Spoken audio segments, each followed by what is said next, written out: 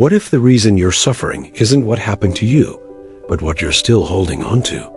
The Stoics believed that much of human suffering comes not from events themselves, but from our attachment to them.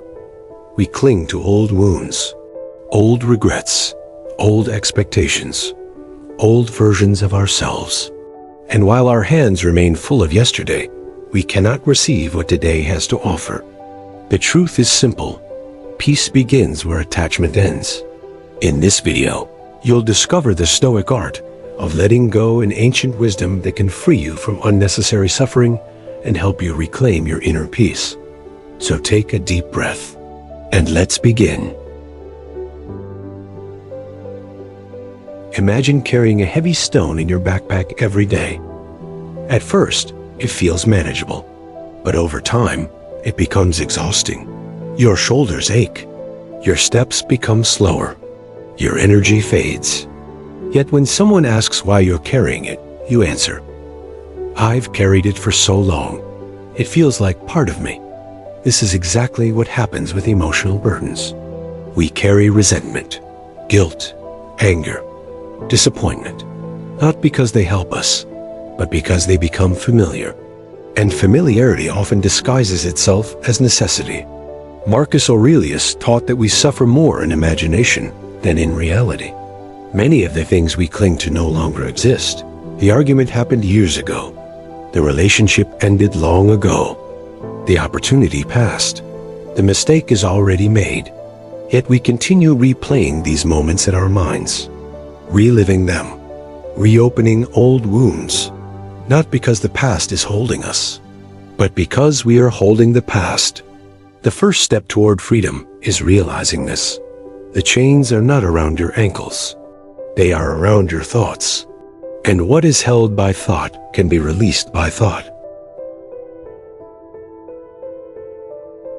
One of the most powerful Stoic teachings is this: some things are within your control, many things are not. Yet most people spend their lives trying to control what cannot be controlled. They want everyone to understand them, everyone to approve of them, everyone to treat them fairly. They want life to unfold exactly according to their plans. But reality has never signed such an agreement. People change, circumstances change, fortunes rise and fall, the future remains uncertain. And every time reality refuses to obey our expectations, suffering appears. Not because reality is cruel, but because we demanded it be different.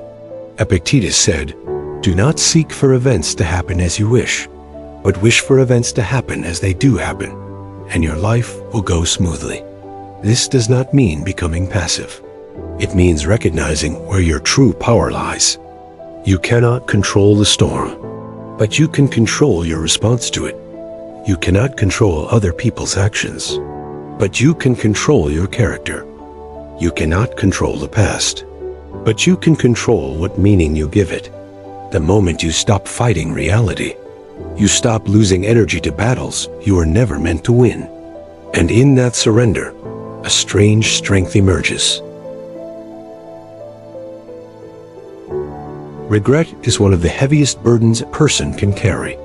It whispers, "You should have known better. You should have acted differently. You ruined everything." But regret contains a hidden assumption. It assumes that the person you are today could have existed in the past. Yet that's impossible. You made decisions using the knowledge, awareness, and maturity you had at that moment. Could you have done better? Perhaps, but you didn't know what you know now. And wisdom gained from experience cannot be applied before the experience exists. The Stoics understood this deeply. Every mistake is a teacher. Every failure is a lesson. Every setback contains instruction. The purpose of the past is not to punish you. It is to educate you. Imagine carrying a map after reaching your destination. Useful, valuable. But would you carry every road sign on your back? Of course not. The lesson should remain. The burden should not. Take the wisdom. Leave the weight. Your future needs your attention more than your past deserves it. Someone hurt you, perhaps deeply, perhaps unfairly. And now part of you believes that holding on to anger protects you. But consider this. When you drink poison hoping someone else suffers, who is truly being harmed, resentment keeps the wound alive. Every replay of the memory reopens it. Every imagined argument gives the past new power. The person who hurt you may have moved on years ago, yet you continue serving their sentence. The Stoics didn't excuse wrongdoing, but they recognized that hatred chains the victim to the offender. Marcus Aurelius often reminded himself, people act according to what they believe is right. Sometimes they are mistaken, sometimes ignorant, sometimes blinded by fear, insecurity, or desire. Understanding this doesn't justify harmful behavior, but it helps free your mind from endless bitterness. Forgiveness is not saying what happened was acceptable. Forgiveness is deciding that your peace is more valuable than your resentment, and peace is always worth protecting. Many disappointments are born from unspoken expectations. We expect loyalty, recognition, gratitude, fairness. And when reality fails to match our expectations, we feel betrayed. But expectations are often contracts that exist only in our minds. No one else signed them. The Stoics encouraged preparation rather than expectation. Prepare for delays. Prepare for criticism. Prepare for misunderstandings. Prepare for life's unpredictability, not with pessimism, but with realism. When you expect perfection, reality disappoints you. When you expect challenges, reality surprises you. This shift changes everything. Instead of asking, why is this happening to me? Ask, how can I respond wisely? Life becomes less about controlling outcomes and more about mastering responses. And that is where true freedom begins. Acceptance is often misunderstood. Many people think acceptance means giving up. It does not. Acceptance means seeing reality clearly, nothing more, nothing less. Imagine standing in the rain while insisting it should be sunny. Your resistance changes nothing. It only adds frustration to discomfort. Acceptance simply says, it is raining. Now you can decide what to do next. Find shelter, carry an umbrella, continue walking. But first, you must acknowledge reality. The Stoics practiced this relentlessly. They didn't waste energy arguing with facts. They faced them, worked with them, adapted to them. Acceptance is not weakness. It is the foundation of effective action. You cannot solve a problem you refuse to acknowledge.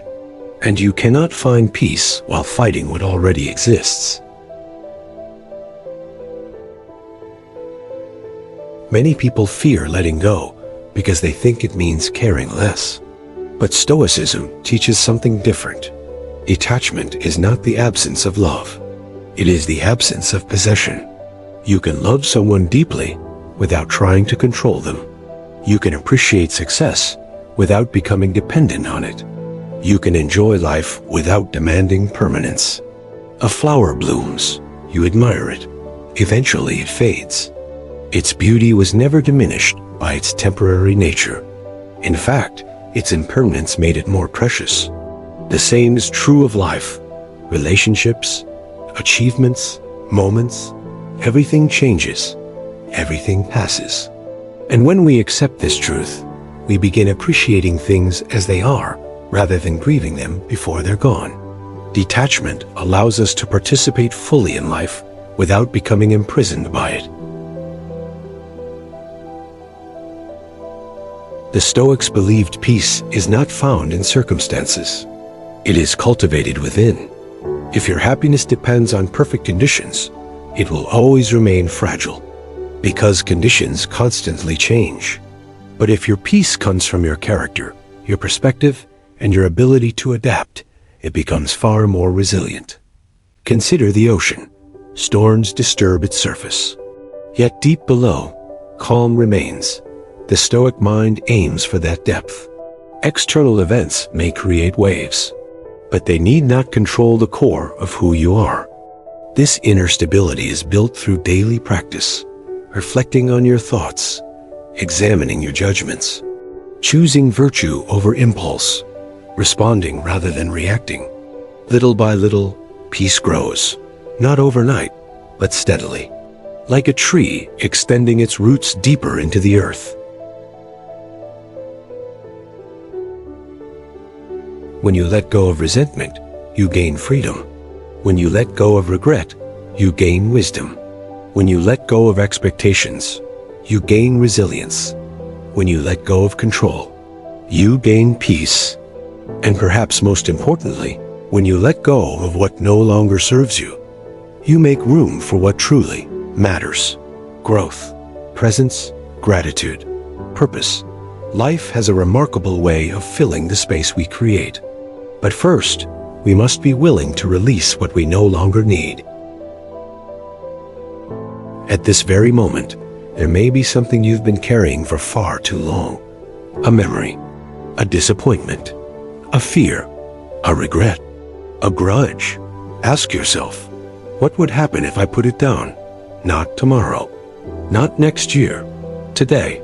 The Stoics remind us that peace is not something we find. It is something we uncover when we stop clinging to what disturbs us.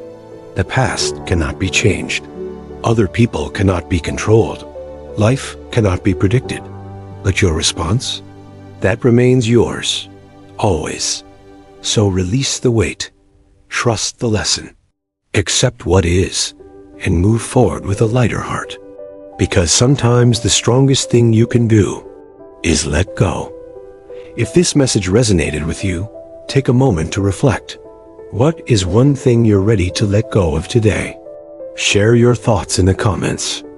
And if you enjoy timeless wisdom from Stoicism, subscribe to the channel and join us for more lessons on resilience, self-mastery, and inner peace. Until next time, stay calm, stay wise, and keep moving forward.